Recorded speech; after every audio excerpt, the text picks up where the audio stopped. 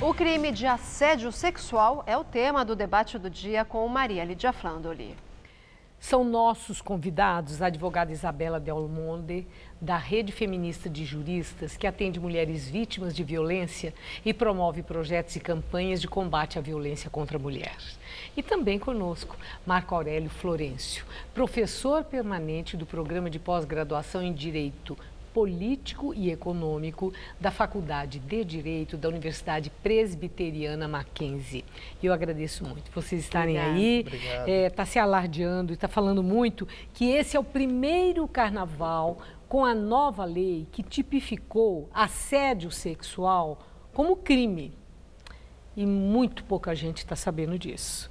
Então, eu quero começar por aí, até porque é bom que se saiba, né? Nós já vimos uma amostra do que poderá ser o carnaval nesse fim de semana, com os blocos nas ruas de São Paulo, tudo muito animado, mas é bom saber que assédio sexual é crime e, portanto, existe uma pena já determinada para esse tipo de crime. Vamos começar por aí? Que pena é essa que existe agora? Perfeito. O Código Penal agora prevê um artigo propriamente para importunação sexual.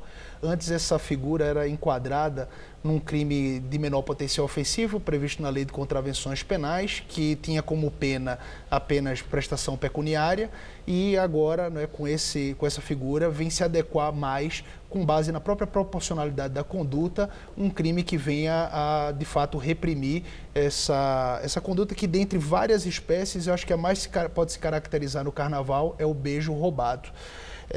Nesse ponto, é interessante deixar muito claro que qualquer excesso nessa violência, ainda temos o crime de estupro, que é o artigo 213 do Código Penal.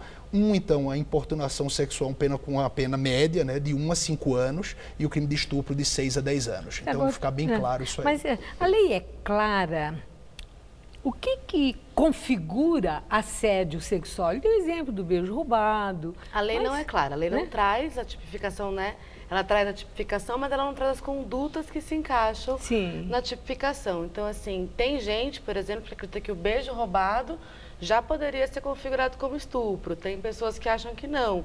Então, assim, o que pode colocar bem no carnaval? Puxada de cabelo, agarrar pela cintura, xingamentos, eventualmente, podem... Puxada de cabelo? Puxada de cabelo é uma coisa que acontece muito, né? Nessa intenção... Mas configurar como assédio como sexual? Como importunação sexual, que na verdade o crime é esse, né? O crime de importunação.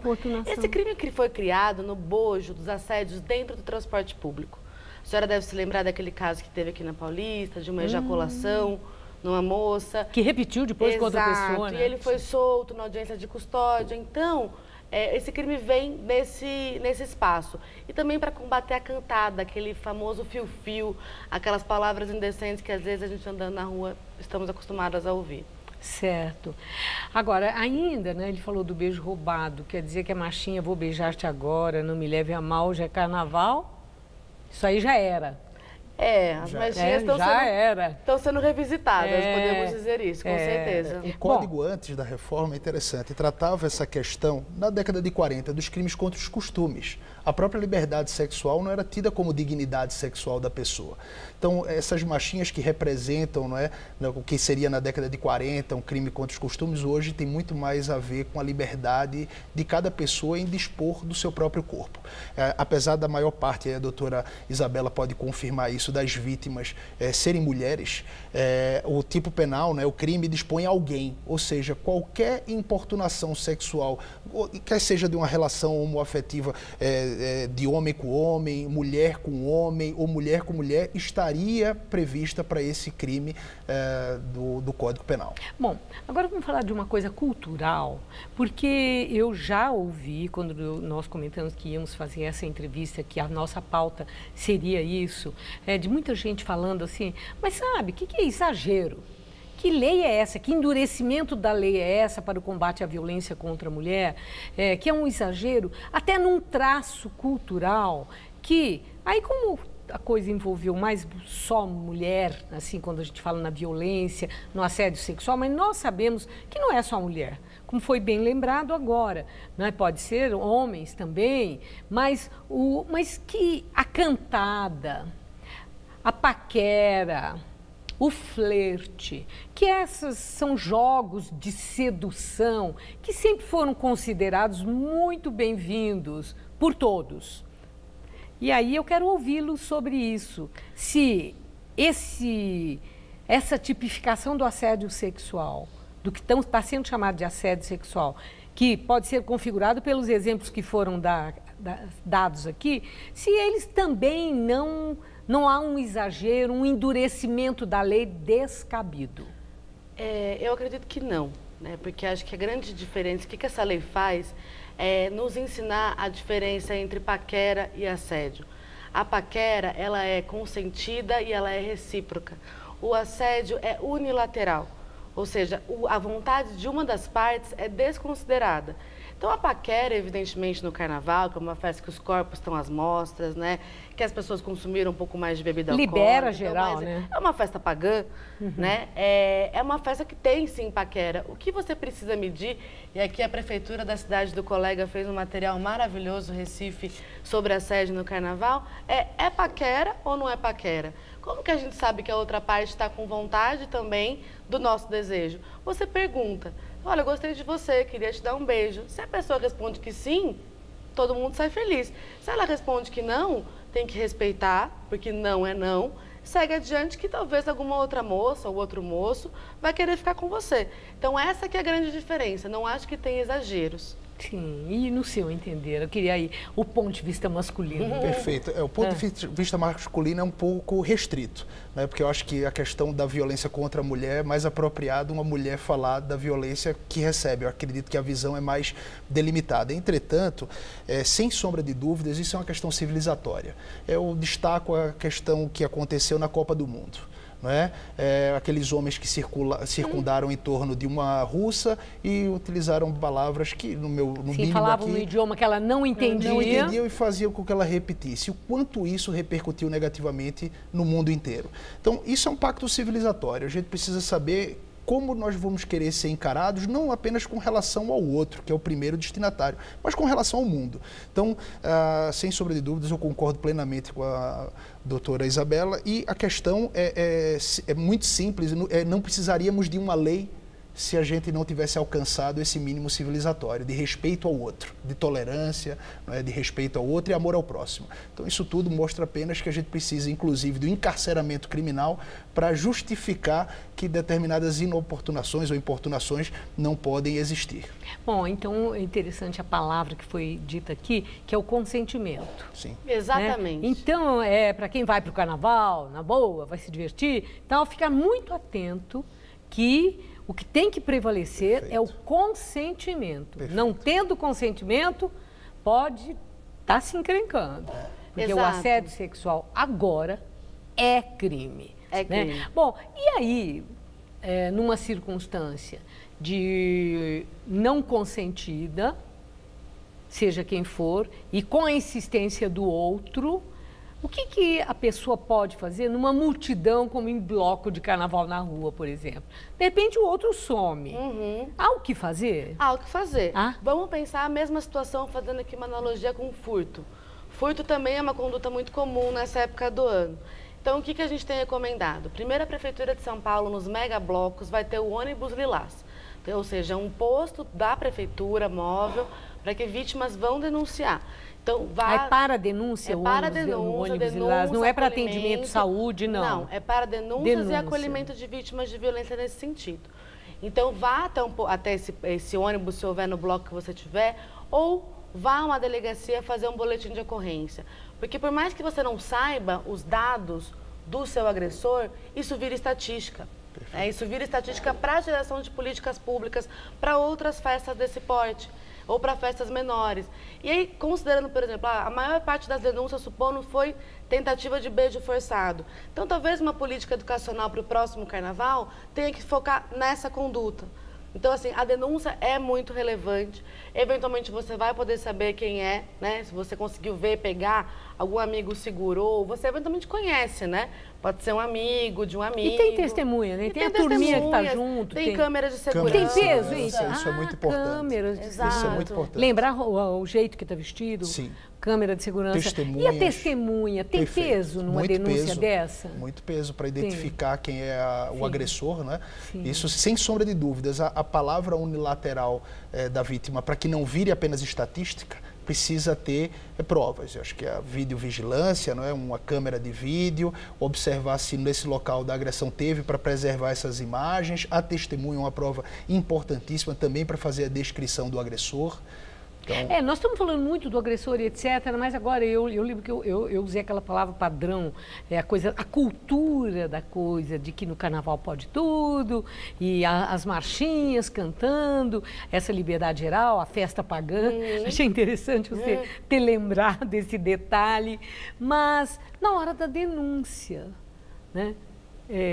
As pessoas que vão fazer o acolhimento, anotar a denúncia, que vão receber a denúncia, elas podem estar envoltas também por essa cultura de que não existe lascívia nessa brincadeira toda de carnaval, que é assim mesmo, é coisa à toa, minimizar a gravidade de forma a impedir a tipificação do assédio sexual. Com certeza isso vai acontecer. Sabe, eu falo aí das próprias pessoas que estão recebendo a denúncia.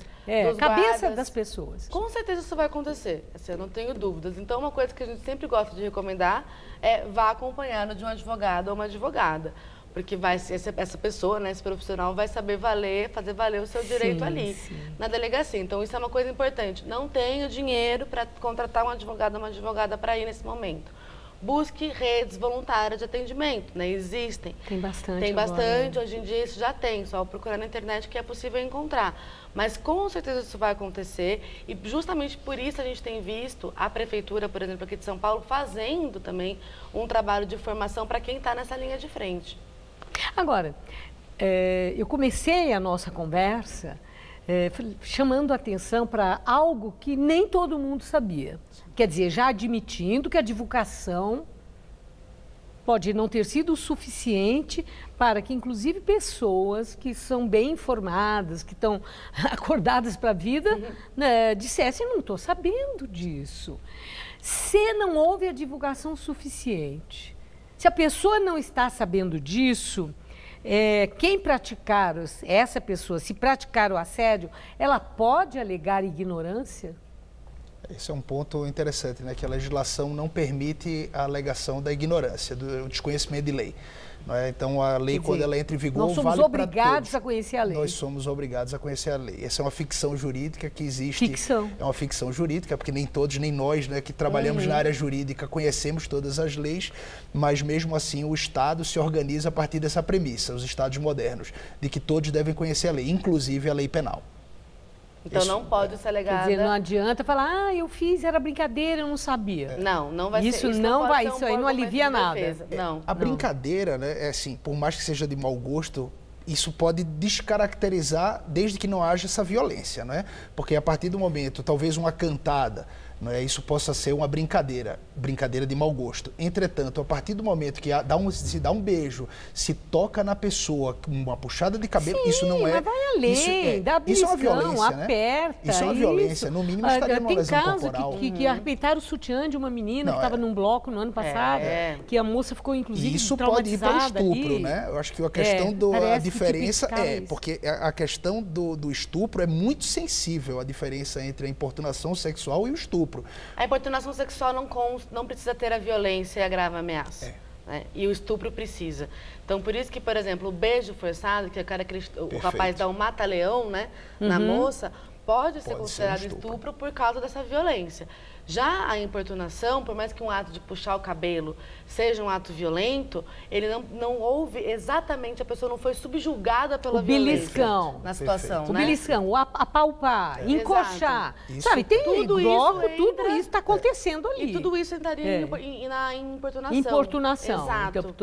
Agora, e é importante, desculpa, só frisar, não é? Se foi, até pela região de aglomerado de pessoas, tá, Maria Lídia? Se houve um empurrão ou alguma coisa, a pessoa peça desculpas. não é para que fique caracterizado que não houve intenção, não houve vontade, não é? E peça desculpas formalmente, ou seja, para saber que a pessoa te desculpou, para que isso não possa gerar um problema lá na frente. Quer dizer, então, se a pessoa pediu desculpas, isso já atenua de alguma forma. De alguma forma, acho que mostra boa fé. Não é? Então, isso, diante do caso concreto, vai ser verificado, obviamente, se é pedido de desculpas é de má fé ou de boa fé. Puxou o cabelo, isso é uma coisa que eu acho que e depois desculpa, também me desculpe. É estranho, né? Puxar o cabelo, é isso aí, me desculpe. Mas eu acho que o exemplo que ele está dando, assim, você está andando, aquela multidão, e eventualmente você esbarra no seio de uma mulher, se você não está cometendo assédio, a sua reação instantânea é natural, vai ser desculpa. E se não se não vem essa reação, a sua intenção estava colocada em outro lugar, né? E eu acho que isso é uma coisa muito importante da gente deixar claro, que existe um grande mito de que as vítimas que denunciam esse tipo de violência, na verdade, elas estão mentindo e elas têm alguma agenda oculta, algum desejo oculto de prejudicar a vida daquela pessoa denunciada. E isso é um mito, né? Ninguém vai para o carnaval querendo acabar a noite numa delegacia. É claro. Então, assim, vamos dar credibilidade para o que a gente está escutando. E também aquela questão de que, vestida daquele jeito ou desvestida daquele jeito, ela queria o quê? Né? Ela queria só brincar tem isso também, né? Estava ali rezando, né? Não estava. O fato de atribuir à mulher que é vítima de um assédio sexual ou de uma violência, seja de que tipo for, que ela é que foi a responsável, ela provocou aquilo. Muito frequente isso. Muito. Né? Muito frequente. Mas do que a gente não é culpada, não é mesmo? Sim. Se a gente tem filho e trabalha, a gente é culpada. Se a gente não tem filho e não trabalha, enfim, do que a gente não é responsabilizada, né? Bom, agora a questão desse endurecimento. O estupro foi considerado, tipificado como crime hediondo. Nem por isso o número de estupros caiu como seria de se supor.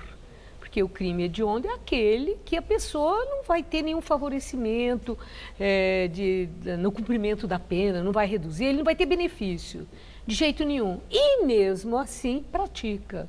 Um endurecimento da lei funciona? Ou tem que passar por outros mecanismos, a começar na escola com a educação? Eu sou favorável a essa posição. Somos dois. Eu sou antipunitivista na esfera penal, né? Evidentemente, ser criminalizado é simbólico, né? Assim como o racismo, assim como agora a discussão da homofobia e transfobia. Porque a experiência prática mostra que intimida, mas não tanto. A gente tem que ter práticas educacionais. Evidentemente é isso. Como nós fizemos, por exemplo, o cinto de segurança virar uma cultura no Brasil. E virou, né? E virou. Política pública no banco da frente. A questão de fumar, porque no banco de trás ainda não. Fechados. Isso, fumar em lugar fechado, usar camisinha. Nos anos 90, nos anos 2000, essa era a temática do carnaval, né? Isso. E houve uma queda significativa dos índices de contágio. Então, assim, o que a gente precisa ter é política pública e campanha educacional. Educacional. E nas escolas. Exatamente. Desde cedo. O menino aprender, a menina aprender. Afastar esses preconceitos, né? Esses preconceitos, é isso mesmo. Bom, nós terminamos, já me avisaram que o nosso tempo terminou. A última questão, muito rapidinho. O conselho de vocês, né, para quem adora carnaval, não perde o bloco, a escola de samba, a fantasia. Rapidíssimo, 30 segundos. Meu conselho é, esteja acompanhado de pessoas que você confia, né, de pessoas que você gosta, que estejam com você. Não beba água de estranhos, não beba bebidas de estranhos, vá com pouco dinheiro, cartão, celular escondido. E em caso de qualquer violência, não fique sozinha, busque apoio, busque ajuda, denuncie. Marco Aurélio, doutor Marco Aurélio. Eu vou ser muito breve, né? Eu acredito muito que esse pacto civilizatório passa pelo respeito ao próximo, né? A partir do momento que a gente conseguir reconhecer direitos de todas as pessoas envolvidas, quaisquer que sejam, né? Sem diferença de raça, cor, credo, gênero, etnia, enfim, o pacto civilizatório passa por um pacto de respeito e de inclusão ao próximo. Nunca faça ao outro o que você não queria que fizesse com você. Muito obrigada. Uma boa noite. Boa noite. Boa noite. Luciana.